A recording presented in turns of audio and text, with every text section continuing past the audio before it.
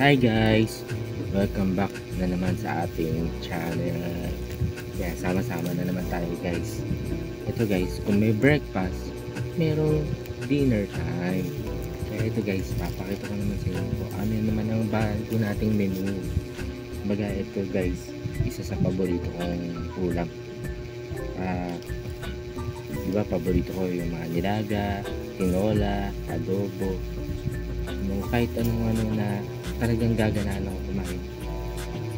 Hindi naman ako mata sa mga ulam guys, pero basta yung alam kong malasa siya, okay na sa akin guys. Hindi naman ako namimili ng mga ulam, basta alam kong kahit konti lang yung ulam, basta marami yung kanin. Pero talagang mga paborito kong ulam guys. Ito adobo guys. Adobo. Siyempre hindi mawawala yung sibuyas. Tapos meron din tayo guys ng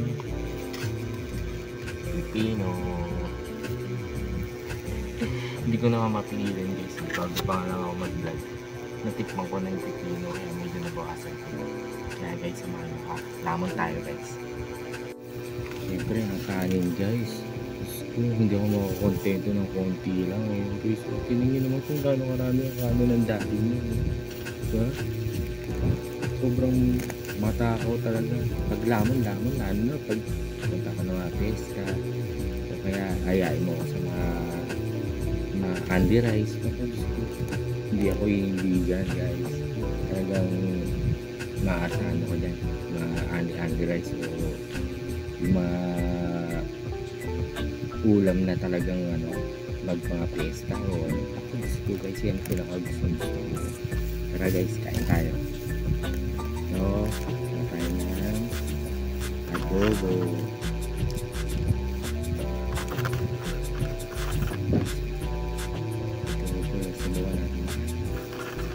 Sabawan natin.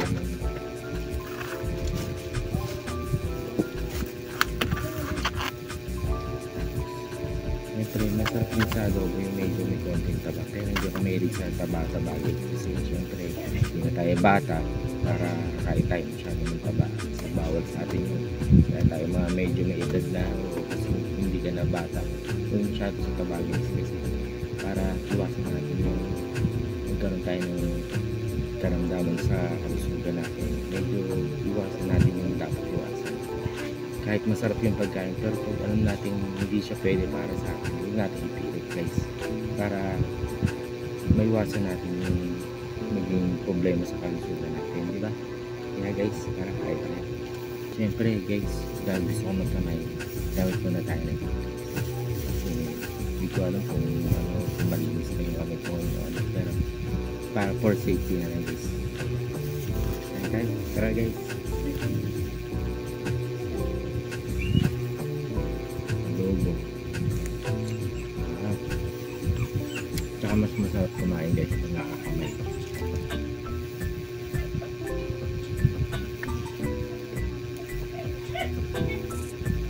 Harap. Siyempre ang paborito ng daddy mo, pili o dako guys. Kanto kasi ito sa akin.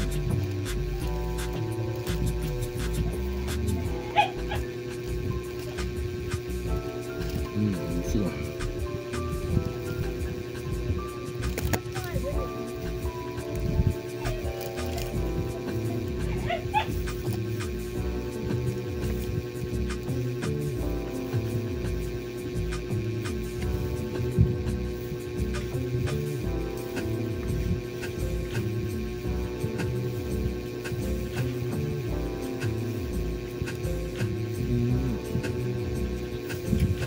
Sobrang sarap. The best talaga ang adobo. Tayo mga Pilipino, yun talaga hindi mawawala ng daan. Adobo, nilaga, paksiw, mga lechon. Talagang pag ganyan mga pesta o handaan o ano mga kaarawan, hindi mawawala ito sa mga handaan guys.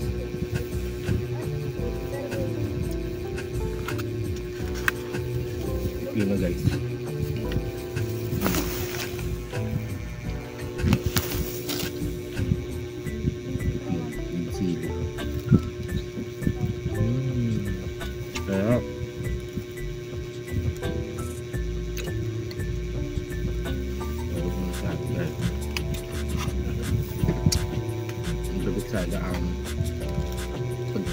Pilipino. Sobra. Kahit pumunta ka pa ng ibang bansa, pero iba pa rin yung menu ng Pilipino. Sobra.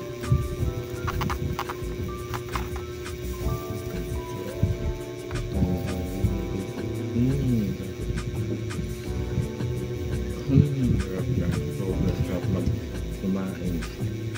Kaya kayo mawalang gana kumain. Sobra. Ako na nagsasabi guys. Napakasarap kumain.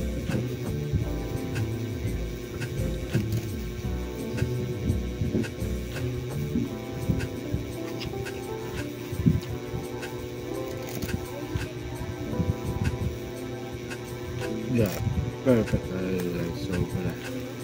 The best talaga ang menu ng Pilipino. EDC.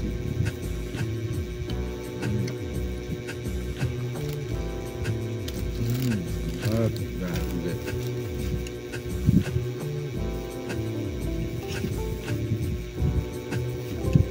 Eh yan na. Kung gusto nilang tumaba, gusto nilang gumanda yung good health mo, lagi isipin, napakasarap kumain. Napakasarap talagang kumain, lalo na kapag mga ganitong ulam, adobo, talagang gaganahan dyan kumain.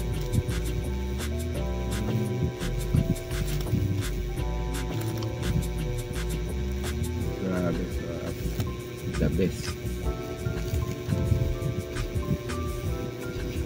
Ito mo guys, ilang kanin yan. Kulang pa yan guys. May kuha ko.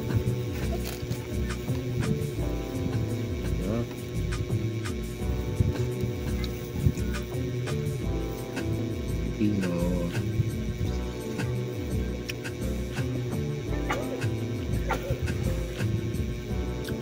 Pili.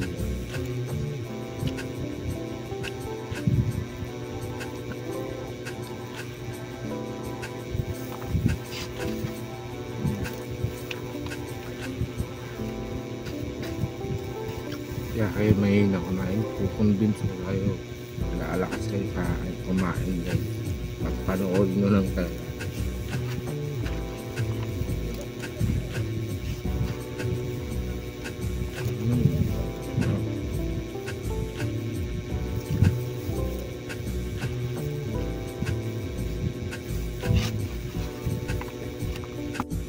Grabe guys, pawis ko. Sobrang init kasi talaga ng panahon guys. Sobrang init. Kaya kadalasan ng mga pamilya mag-outing, swimming, pupunta sa beach, sa mga resort. Eh, kaso tayo ngayon guys, hindi pa tayo pagmamagkaan. Kaya busy. Pero sobrang init ang panahon guys. Pero kahit mainit, mas mainit yung sarap kumain guys. Diba, hindi na ako makapagsingin kasi may tubig.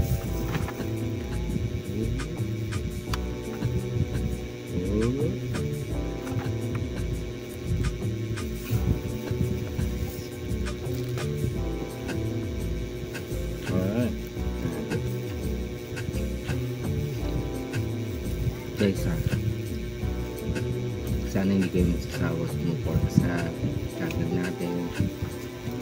Nandiyan kayo palagi. Sobrang nagpapasalamat ko sa inyo sa patuloy niyong panonood sa akin, pagsuporta. Kaya sa mga bago magsusubscribe, sobrang salamat po sa inyo ng marami. At sa mga kaibigan natin dyan na mga nag-subscribe, kaya nyo guys, pag ang daddy nyo nagkaroon ng account, binigyan ng swerte ni Lord, nandiyan ako para sa inyo. Kailangan ng tulong ko, tutulungan ko sa lahat ng mga kababayan natin. Sa inyo lang guys, tutulong sa mga nangangailangan. Ang binibig ko mawawala na sa isipan ko. Ginawa ko po to, nandito po ako sa channel, hindi para matupad yung ambisyon. Oo, kasama na yan guys, pero hangarin ko makatulong sa ako. Matulungan ko rin mga anak ko, pamilya ko. Kaya guys, sobrang salamat. Kaya ano guys, makilala man ako o hindi, pag ako binigyan ng konting swerte ni God. Nandiyan pa rin ako para siya. Handa ako tumulong. Tara guys, kahit ano, continue pa rin.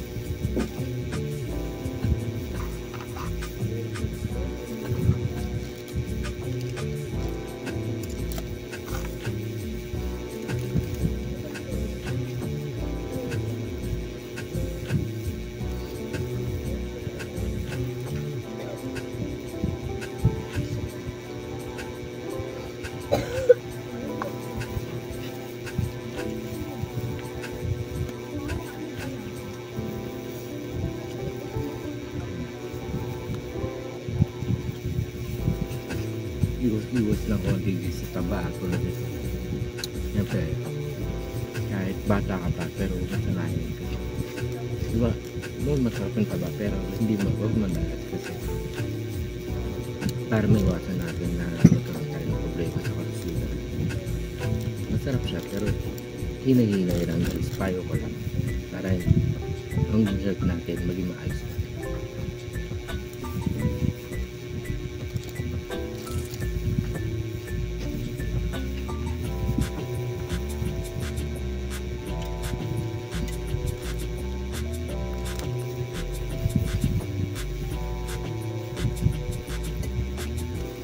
Guys, nabangan nyo ako sa mga darating natin content kung mga kung may bili pa ako ano prank. Tayo nyo ako sa hindi na ako makagawa kasi ng mga prank na ganun sa outside kasi sobrang init ang panahon sa Pilipinas. Kaya ang content muna natin yung food trip muna habang nandito pa tayo sa mga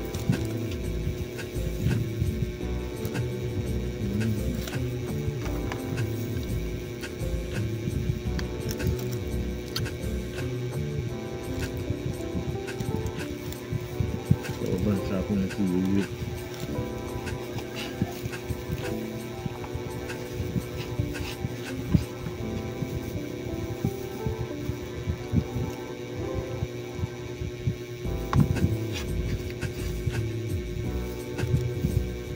Alam niyo ba guys, nung bata ako, lagi nang sinasabi ng mga magulang namin mga lola na pagdating sa pagkain, kailangan yung plate mo malinis.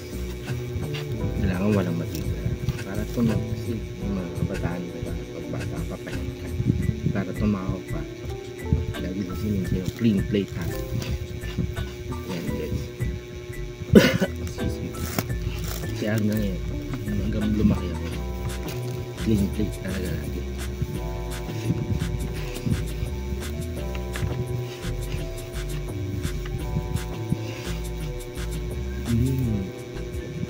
Sobrang sarap guys.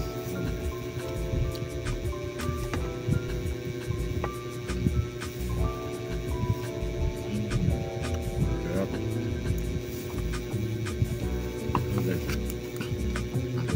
Limpid. Guys, salamat ng marami sa patuloy naman nun. Shoutout po sa lahat, shoutout po sa inyo, shoutout sa buong Pilipinas, sa mga idol ko na content creator.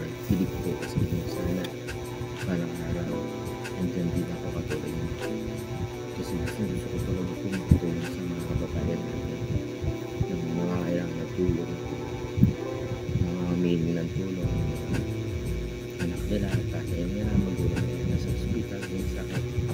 Gusto ko po talaga hangarin ko po talaga mga tulong sa kapwa, matulungan ko itong pamilya ko para mayayaman ko sila sa pila. Kaya guys, dahil ganyan kayo, sobrang nagpapasalamat po ako sa inyo ng marami. Shoutout po sa lahat ng mga nakasubscribe, sobrang salamat. Kaya bye guys, hanggang dito. Bye.